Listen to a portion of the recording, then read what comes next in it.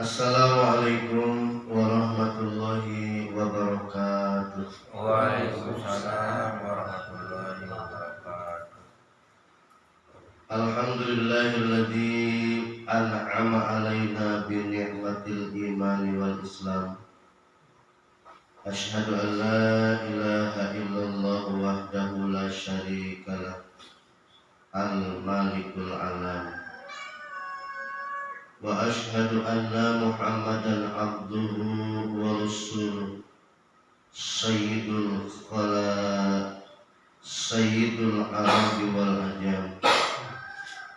Allahumma salli wa sallim ala sayyidil mursalin sayyidina wa maulana Muhammadin wa ala alihi wa ashabihi wa man tabi'ahum bi ihsanin ila yaumiddin.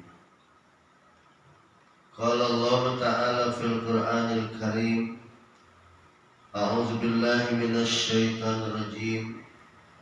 Bismillahirrahmanirrahim. Law anna ahlal qura amanu wattaqau lafatahna 'alaihim barakatim minas samai wal ardh. Walakin kazzabu fa'akhazahumullahu sa'iqu bima kanu yaksibun. Al-ayat. Wa qala Rasulullah sallallahu alaihi wasallam, al-imanu uryanun wa libasuhut taqwa wa zinatuhul haya wa samratuhul ilma. Wa qala sallallahu alaihi wasallam, la imana liman la amanatalah. Wa qala sallallahu alaihi wasallam, la yu'minu ahadukum hatta yuhibbu li akhihi ma yuhibba li nafsihi. Al-hadis. Allahumma ja'alni lisana sidqin fil awwalin wal akhirin waj'alni siqatan alayya wa ala umumin nasi haitsu qultu fi sabilika sirran wa alaniyatan ala siratikal mustaqim waj'alni lisana nuraniyatan yufaidil barakati wa ilmikal manfaati li walahumul khairat wal huda walhamdulillahi rabbil alamin. Al-mukarramun, bapak-bapak ma'asyiral muslimin jamaah salat subuh Mushola Al-Ihsan rahimakumullah, yang saya hormati Ketua DKM Akhina Bapak Ustadz Fahri, mudah-mudahan sehat walafiat, panjang umur, barokah kita semua tentunya senantiasa ada di dalam keberkahan, rahmat dan maghfirah dari Allah Subhanahu wa Ta'ala. Syukur alhamdulillah tidak henti-hentinya kita senantiasa panjatkan kehadirat Allah Subhanahu wa Ta'ala atas segala nikmat dan karunia-Nya yang telah dilimpahkan kepada kita semua. Nikmat sehat walafiat, nikmat panjang umur, yang paling utama adalah nikmat iman Islam. Pada kesempatan pagi hari ini alhamdulillah kita masih bisa bangun pagi dalam keadaan sehat walafiat, tidak kurang satu apapun. Allah menggerakkan jasmani dan rohani kita untuk bisa hadir di tempat yang mulia ini dalam melaksanakan ibadah sholat subuh dan dilanjutkan dengan taklim hadis. Mudah-mudahan segala amal ibadah kita diterima oleh Allah Subhanahu wa Ta'ala, yang mudah-mudahan senantiasa menjadi saksi kebaikan kita di yaumil qiyamah. Salawat teriring salam mudah-mudahan Allah limpahkan kepada junjungan kita Nabi besar Muhammad sallallahu alaihi wasallam beserta keluarganya, para sahabatnya, para pengikutnya, dan tentunya kita semua selaku umatnya, insya Allah termasuk umat Rasulullah sallallahu alaihi wasallam yang mendapat syafaat di yaumil qiyamah. Amin ya rabbal alamin. Para jamaah rahimakumullah, hadis pagi hari ini yang akan kita kaji insyaallah adalah fi fadilatil iman, menjelaskan tentang fadilah, keutamaan iman. Bismillahirrahmanirrahim. Qala Nabi sallallahu alaihi wasallam. Ini hadis pertama. Telah bersabda Nabi sallallahu alaihi wasallam, al-imanu quryanun. Iman itu sesuatu yang quryanun, telanjang. Ini bahasa apa namanya? Bahasa diplomatis. Walibasuh taqwa, dan pakaian iman itu takwa. Wazinatuhul haya, dan hiasan iman itu malu. Wasamratuhul ilma, dan buah daripada iman itu adalah ilmu. Wa qala Nabi sallallahu alaihi wasallam, dan telah bersabda pula Nabi sallallahu alaihi wasallam, la imana, tidak beriman seseorang, liman la amanatalah, bagi orang-orang yang tidak amanah. Wa qala sallallahu alaihi wasallam, dan telah bersabda Nabi sallallahu alaihi wasallam, la yu'minu ahadukum, tidaklah beriman salah satu di antara kalian, hatta yuhibba li akhihi, sehingga mencintai saudaranya, ma yuhibba li nafsihi, seperti mencintai dirinya sendiri. Para jamaah rahimakumullah, kalau kita berbicara iman, biasanya iman itu satu kata, iman takwa, iman takwa, iman percaya, takwa, imtisalul awamiri wajtinabun nawahi, mengerjakan perintah Allah, meninggalkan larangan Allah, dasarnya adalah iman. Jadi kalau kita umpamakan iman takwa itu seperti gula dengan manisnya, seperti garam dengan asinnya, satu sama lain tidak bisa dipisah-pisahkan. Itu iman di dalam pengertian hadis ini. Para jamaah rahimakumullah, kemudian agama Islam itu terangkum di dalam 5 rukun Islam dan 6 rukun iman.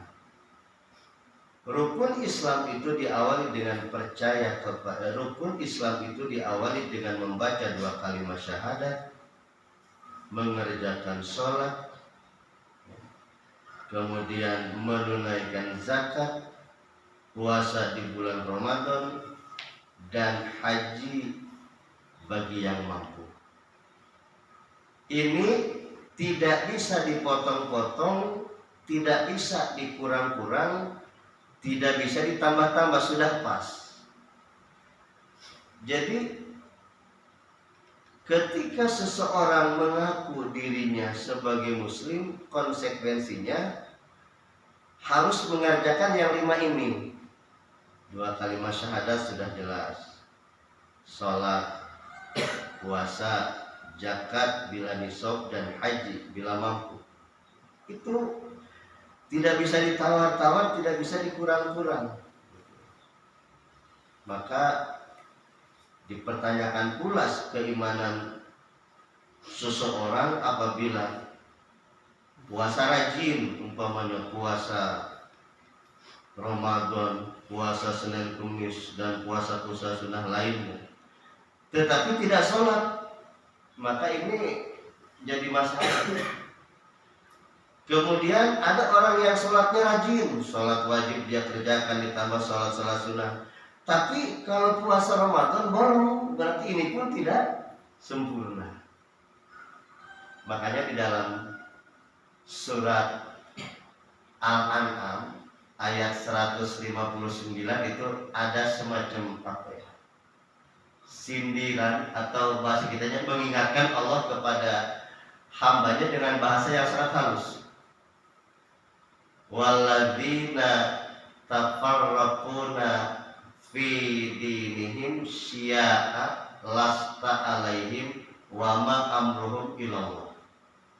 Jadi kata Allah, walladzina tafarraqu fi dinihim, orang-orang yang tafarraq, memotong-motong, memecah-mecah di dalam urusan agama mereka.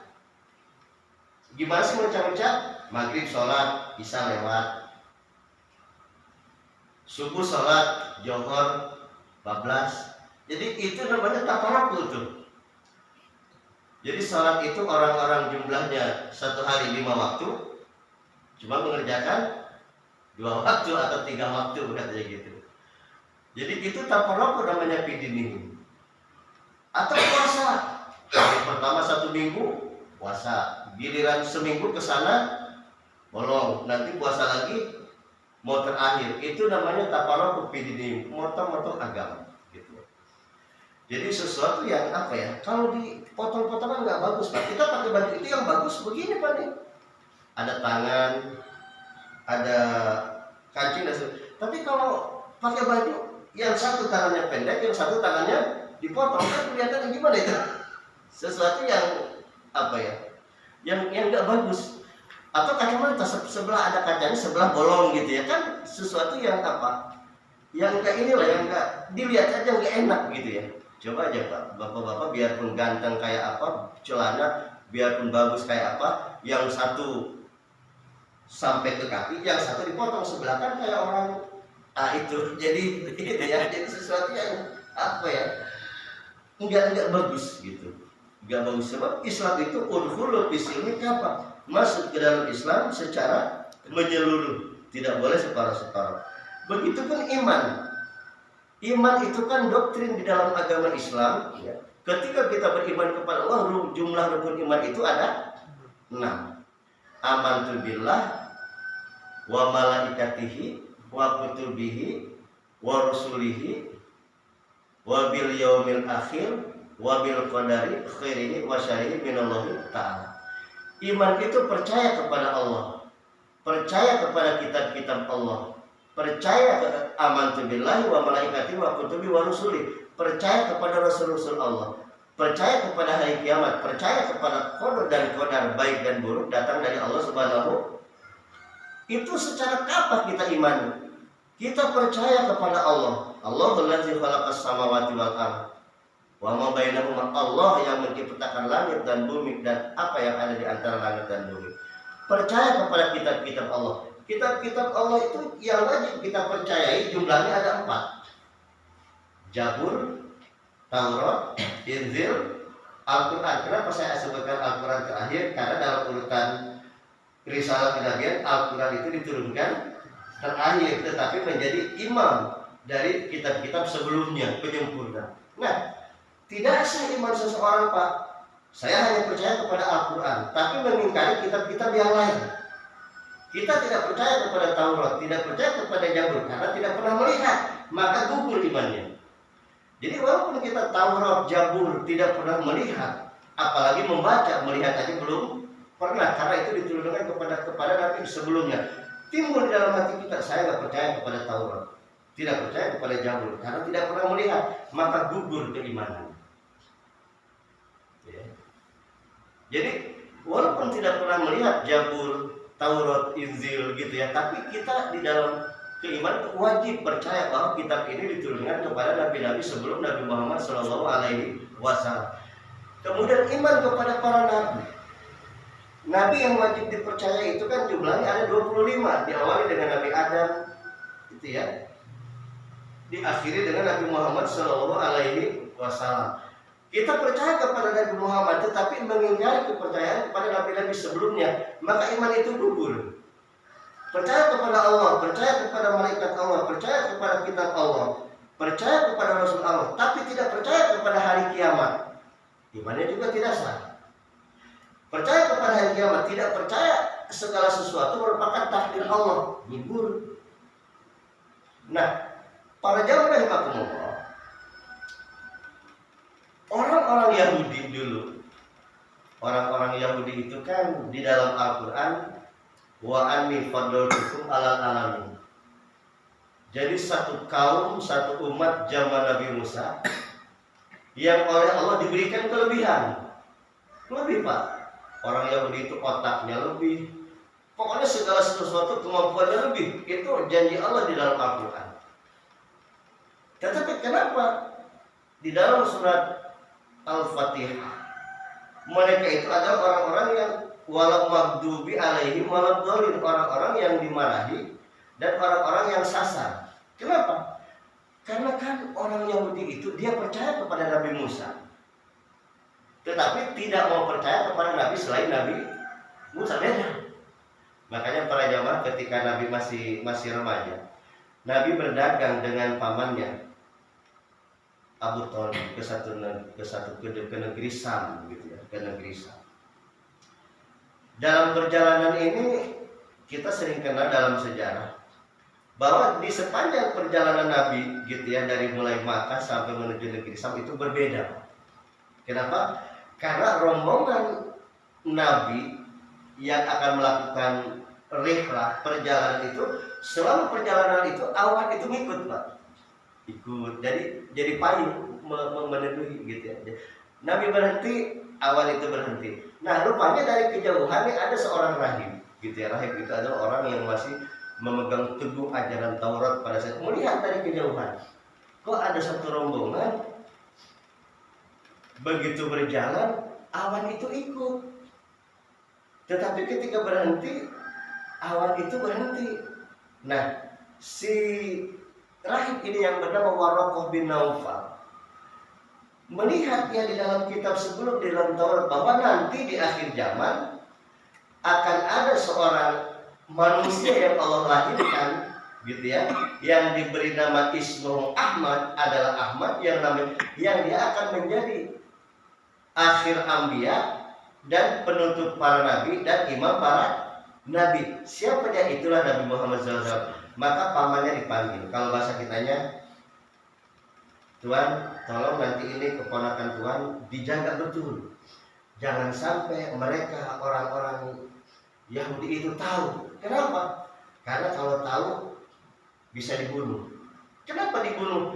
Karena di dalam kitab sebelumnya sudah dijelaskan bahwa akan datang seorang nabi, penutup para nabi yang diberi nama Muhammad. Dia akan menjadi imamul anbiya, khatamul nabi. Mereka tidak mau percaya. Jadi percaya kepada nabi sebelumnya, tidak percaya kepada Nabi Muhammad. Makanya para jamaah, kita orang-orang yang beriman ini diajarkan oleh Allah melalui Rasul bahwa keimanan itu tidak boleh dipotong-potong, tidak boleh separuh-separuh. Percaya kepada kitab Allah yang jumlahnya 4, gitu ya. Percaya kepada nabi-nabi Allah yang wajib diketahui jumlahnya 25, tidak boleh kita mengingkari. Percaya kita kepada hari kiamat, bahwa dunia yang kita tempati ini adalah alam fana, suatu saat akan berakhir, dan percaya kepada takdir qada dari Allah Subhanahu wa taala, khairihi wa syarrihi minallahi ta'ala. Nah, maka para jemaah, kalau seorang hamba umat Rasul ini bisa memahami, bisa menanamkan nilai-nilai keimanan di dalam hati, maka inilah yang Allah sebutkan di dalam Al-Quran, ulaika lahumul amn. Jadi orang yang beriman itu situasi apapun, kondisi apapun, mau senang, mau susah, mau dalam keadaan sempit, mau dalam keadaan luas, kenapa? Ulaika lahumul amn. Kata Allah, Allah yang akan menjamin hatinya akan damai. Apa sih damai? Damai, tentram, tenang. Karena itu jaminan dari Allah Subhanahu wa Ta'ala. Jadi kalau orang mengaku beriman tapi masih galau gitu ya, apa namanya ya, nggak punya duit, mungsang-mungsing gitu ya, belum gajian, marah-marah, umpama ribut sedikit, wah berarti tanda-tanda coba tuh ada sesuatu yang kurang gitu aja. Jadi kalau yang 6 ini sudah terpatri di dalam hati, yang 11 ditambah dengan rukun-rukun Islam itu, maka kata Allah, ulaika lahumul amn wa ulaika humul muhtadun. Mereka adalah dijamin oleh orang-orang yang hatinya damai. Jadi orang yang iman itu hidupnya selalu enjoy. Enggak ada istilah apa ya, ngeluh susah, enggak. Amin. Kenapa? Karena itu jaminan pada diri Allah. Huwaladzi anzala sakinata fi qulubil mu'minin. Allah menanamkan sakinah. Kita kan biasanya bahasa sakinah ini sering kita ucapkan, Ustaz, mau nikah semoga jadi keluarga sakinah. Diucapkan padahal makna sakinah itu seperti itu tuh. Jadi jangan pernah mimpi akan sakinah kalau keluarga enggak sholat, puasa enggak pernah gitu ya. Jangan mimpi itu impian. Kenapa? Karena sakinah itu akan diturunkan oleh Allah dengan dasar apabila yang 6 ini terkunci di dalam hati. Kan sakinah itu dari Allah, Pak, bukan dari yang lain. Bukan. Allah menurunkan sakinah, ketenangan fi qulubil mu'minin, di dalam hati orang-orang yang beriman, yang bagaimana? Lihat orang-orang yang senantiasa menambah keimanan kepada Allah Subhanahu wa Ta'ala, diturunin itu kesenangan. Kesenangan dari Allah beda dengan kesenangan yang dibuat oleh manusia. Kalau kesenangan manusia fata morgana, lagi pusing jalan-jalan ke Sentraland, jajan apa, pulang tambah pusing, Pak, badan capek, duit habis. Gitu tuh, duit habis gitu ya. Tapi kalau kesenangan yang datangnya dari Allah itu adalah sesuatu yang apa namanya, yang langgeng gitu ya, fid dunya ilal akhirah, dari mulai dunia sampai akhirat. Maka kurang pas apabila Assalamualaikum warahmatullahi wabarakatuh.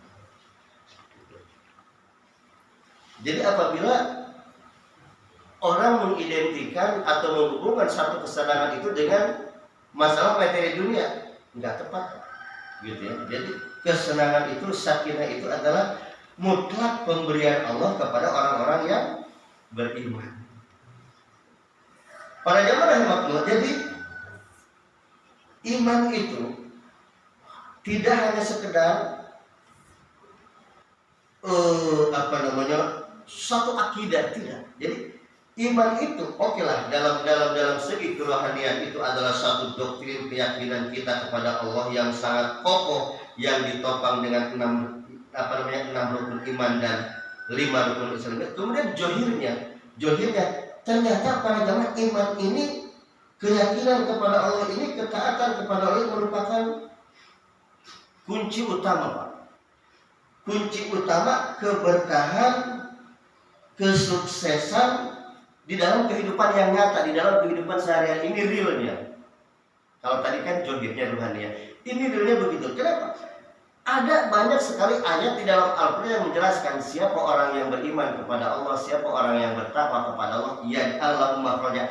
Kata Allah, pasti akan aku berikan yaj'allahu makhraja, jalan keluar di setiap masalah yang dihadapi. Allah yang akan memberikan jalan keluar. Kalau Allah sudah memberikan jalan keluar, udah gak ada lagi masalah, Pak. Jadi mengatasi masalah apa masalah gitu ya, itu cuma simbol. Tapi kalau sudah dari Allah, sudah selesai semuanya.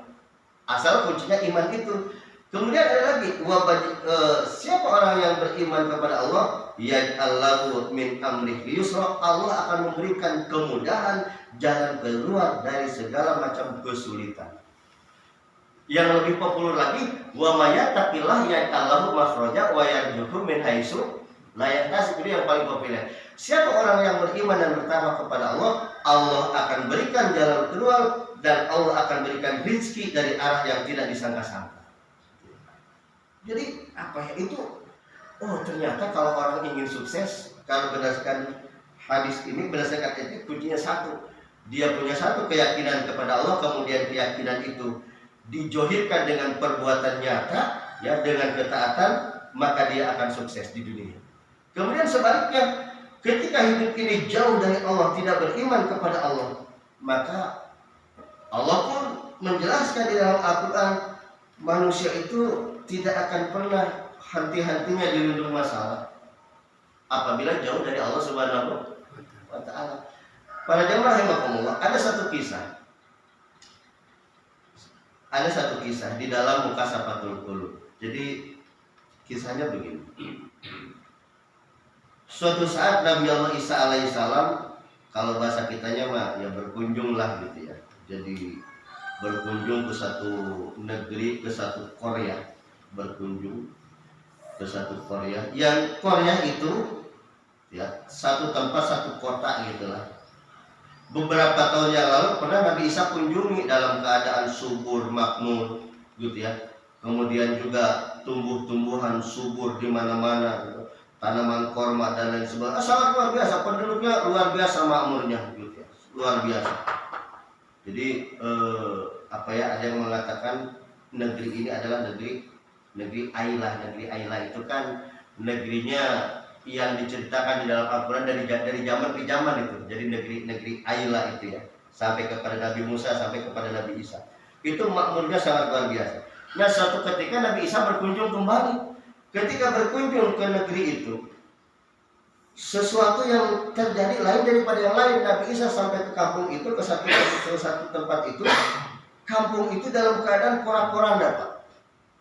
Penduduk yang mati semua, rumah-rumah hancur lebur, mayat bergelimpangan di mana-mana. Jadi ya dalam keadaan porak-poranda. Kemudian kalau bahasa kitanya Nabi Isa mencari sebab. Apa sih yang menjadi penyebab kampung ini porak-poranda, penduduknya mati semua? Nabi Isa mencari asbab, gitu. Mencari apa yang menyebabkan penduduk ini porak-poranda. Turun perintah dari Allah melalui malaikat Jibril. Jibril sampaikan kepada Nabi Isa alaihissalam, kalau pengen tahu apa yang terjadi terhadap penduduk ini, kata Allah melalui malaikat Jibril, tunggu nanti sampai malam.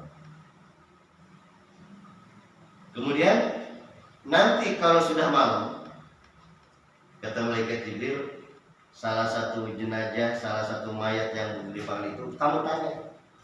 Kata Nabi Isa, yang mana yang ditanya? Terserah pilihannya, yang mau ditanya mana. Nabi Isa mengikuti petunjuk dari Allah Subhanahu wa Ta'ala. Jadi SOP lah kalau bahasa sekarang gitu, diikuti. Tunggu sama Nabi Isa sampai malam. Begitu sampai malam, matahari sudah mulai terbenam, malam mulai datang. Nabi Isa bertanya kepada jenazah, bahasa kita ini makulan, wahai penduduk kampung, kenapa bisa jadi begini? Apa yang terjadi? Padahal kampung ini dalam keadaan subur makmur, tumbuhan di mana-mana bisa tumbuh. Kenapa sekarang jadi begini? Maka sesuai dengan wahyu yang diterima, salah satu jenazah itu ngomong, ya, bahasa kita Nabi Allah Isa alaihissalam, aku mendengar panggilanmu, aku mendengar pertanyaanmu. Kemudian, kenapa bisa jadi begini, kata Nabi Isa? Dengan izin Allah, jenazah tadi ngomong. Kata jenazah begini, bahasa kitanya mah, ya Nabi Allah Isa, kami ini baru saja dapat anugerah, panen kami melimpah ruah, tanaman kami sangat luar biasa hasilnya, usaha kami, wah sukses lah. Kemudian kami pesta pora, kata Nabi Isa, kami lupa diri pesta pora. Jadi kesenangannya itu diwujudkan dengan sesuatu yang negatif. Kami pesta pura, kami minum minuman keras, kami berzina dan lain sebagainya, kata yang ngomong tadi. Kemudian ketika kami sedang pesta, sedang senang-senang, kalau kata lagi suka-suka, pokoknya lagi mabok segala macam lah permaksiatan. Tiba-tiba, kata jenazah tadi, tiba-tiba datang gempa, datang musibah, sehingga kami tidak sempat untuk menghindar dan semuanya kami mati. Musibah itu kan kalau datang assalamualaikum Pak, gitu ya. Nah bisa nanya lagi, kenapa yang lain bisa ngomong, yang lain gak bisa ngomong? Kamu bisa ngomong. Kata yang tadi ngomong, saya mah gak ikut. Saya mah gak ikut pesta, gak ikut mabok, nggak ikut maksiat, cuma nonton. Nih kalau bahasa ini kita cerita ke zaman sekarang nih, gini. Jadi contoh, kalau kita ambil cerita modern, saya mah nggak ikut ngebunuh, enggak, cuma ngedukung. Gimana ngedukungnya? Jadi obstruction of justice, kira-kira gitu ya. Kalau bahasa sekarang nih, gitu. Rasa sampo ya. Iya, enggak mendukung. Apa enggak ikut, cuma mendukung doang. Caranya gimana? Menghilangkan barang bukti, menghalang-halangi penyidikan, tetap aja diborgol Pak. Pelaku, pendukung tetap diborgol, cuma pasal yang beda. Jadi orang yang berbuat kejahatan, orang yang mendukung kejahatan, orang yang menerima hasil kejahatan, semuanya kena pasal. Itu contohnya ada tapi tidak bisa, enggak ngelakuin, katanya cuma ngedukung doang. Tetap. Ada orang mau nyolong. Jadi mata-mata. Si ada punya mata. Kenal nggak Pak? Nah. Pernah. Yang nada? Pernah. Kamu tahu dari mana? Kamu dapat hasil nyuri ini dari mana? Kamu tahu? Dari si B. Comot si B. Kemudian, saya mah enggak, katanya cuma lebihin doang, tetap aja. Kamu jual kemana barangnya? Ke si Anu. Yang nerima kena nggak Pak? Kena. Jadi ketika orang itu berbuat buruk, berbuat maksiat, si pelaku yang mendukung, yang memfasilitasi, semuanya kena. Nah, begitupun kebalikannya, ketika orang berbuat baik, maka yang berbuat baik, yang memfasilitasi kebaikan, gitu ya, yang nganter air no sama kue, kebagian pahalanya sama. Gitu. Makanya ketika orang berbuat kebaikan, ada ayat begini, manja abil hasanati palau amsul asali. Siapa orang yang mengajak seseorang berbuat baik, memfasilitasi perbuatan baik, dia pun seperti orang yang berbuat baik. Makanya kalimatnya iman itu satu kampung, satu penduduk Korea sebagai pribadi individu, dia beriman dan bertakwa kepada Allah, turun barokah dari langit dan bumi. Bahasanya dari langit dan bumi Pak. Kalau sudah bahasa dari langit dan bumi artinya semuanya kena. Orang hujan Pak. Orang hujan. Begitu hujan, bahasa ininya begini. Kalau orang yang hujan-hujanan basah kuyup. Tapi kalau orang yang cuma di pinggir doang, walaupun nggak basah, minimal Biasa. nah itu tampias kebagian. Makanya orang ngaji itu katanya, begitu ngaji nih, orang kumpul di majelis saling ini kan nggak semua ya, betul ya. Tapi kata Nabi, ke samping 40, ke kiri 40, kanan 40, depan 40, belakang 40, kebagian semuanya Pak RT. Dengan barokahnya pengajian. Itulah kata Nabi, iman itu sebagai satu kunci keberkahan bagi penduduk satu Korea. Kalau kita kecilkan lagi penduduk satu RT, dikecilkan lagi keluarga. Kan penduduk besar itu gabungan dari beberapa keluarga. Jadi RT, gabungan beberapa RT jadi RW dan seterusnya. Jadilah sebuah negara, jadi dunia dan lain sebagainya. Jadi makanya Nabi hati-hati, iman kamu. Saking pentingnya iman, Jumat diawali dengan wasiat iman. Apapun diwasiat. Kenapa? Karena iman itu merupakan satu kunci keberkahan. Ketika seseorang berbuat baik, maka kebaikan itu dirasa oleh banyak orang. Ketika perbuatan kemaksiatan itu ada di satu wilayah, baik dia tidak melakukan tetapi menyetujui, maka dia pun kebagianlah cipratannya tadi, tampiasnya kalau kata itu gitu. Walaupun nggak basah kuyup, minimal umbul-umbul, apa basah umbul-umbul, kering nggak basah enggak, tetap aja demek ya, gitu ya. Para jamaah rahimah itu pentingnya. Makanya para jamaah rahimah di sini bahasanya adalah kata Nabi, al-imanu uryanun, iman itu sesuatu yang telanjang, dan pakaian iman itu adalah takwa kepada Allah, wazinatuhu, dan hiasan iman itu adalah al-haya, malu. Jadi malu itu adalah perhiasan daripada iman. Jadi kalau ada orang, ada siapapun sholat, apapun ibadah, kenapa sih? Aduh kalau nggak sholat malu. Tapi malunya bukan malu kepada Allah, malu kepada keluarga, malu kepada istri, malu kepada anak, malu kepada tetangga. Mendingan Pak punya iman juga, cuman ya daripada nggak malu sama sekali.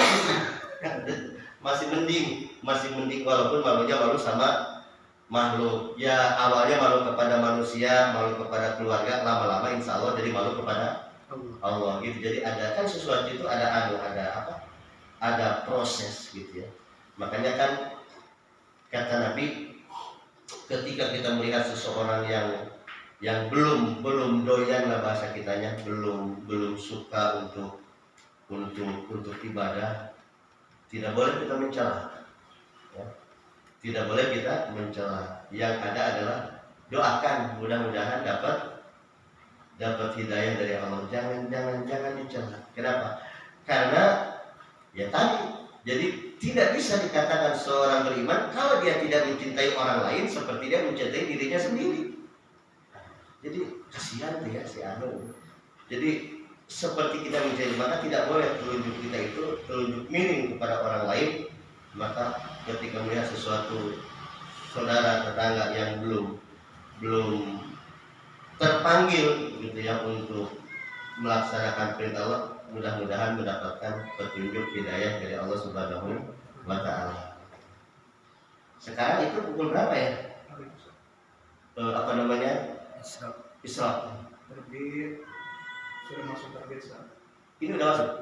Isra-nya kurang lebih 15 menit. 15 menit lagi. Sedikit aja, satu lagi. Para teman yang Allah. Kemudian di hadis terakhir ini kata Nabi, la imana liman la amanatalah. Jadi tidak bisa dikatakan beriman atau tidak sempurna iman seseorang la amanatalah, orang yang tidak amanah. Jadi kalau amanah itu kalau bahasa sekarang orang yang tidak punya integritas lah, kalau bahasa modern. Jadi apa sih amanah itu? Orang yang senantiasa menjunjung tinggi gitu ya. Kalau bahasa kitanya punya tekad bahwa saya akan senantiasa melakukan kebaikan dengan dasar adalah mengikuti aturan Allah Subhanahu wa Ta'ala, dan tekad dalam hati tidak pernah ragu atas sesuatu takdir yang telah Allah berikan kepada kita. Jadi apapun yang terjadi kepada kita setelah kita usaha, kita harus pasrahkan semuanya kepada Allah. Kenapa? Karena kan dalam hidup ini tidak semua yang kita impikan, tidak semua yang kita cita-citakan harus menjadi kenyataan, tidak. Maka disitulah kita dituntut untuk percaya bahwa segala sesuatu itu tidak akan terjadi kecuali atas kudrat dan iradat Allah. Inilah rukun iman yang sering kita gaung-gaungkan, yang sering kita ucapkan, yang terakhir. Jadi iman kepada qada dan qadar khairihi wa syarrihi minallahi ta'ala. Para jamaah Allah, mudah-mudahan kajian kita di pagi hari ini ada manfaat untuk kita semua. Amin.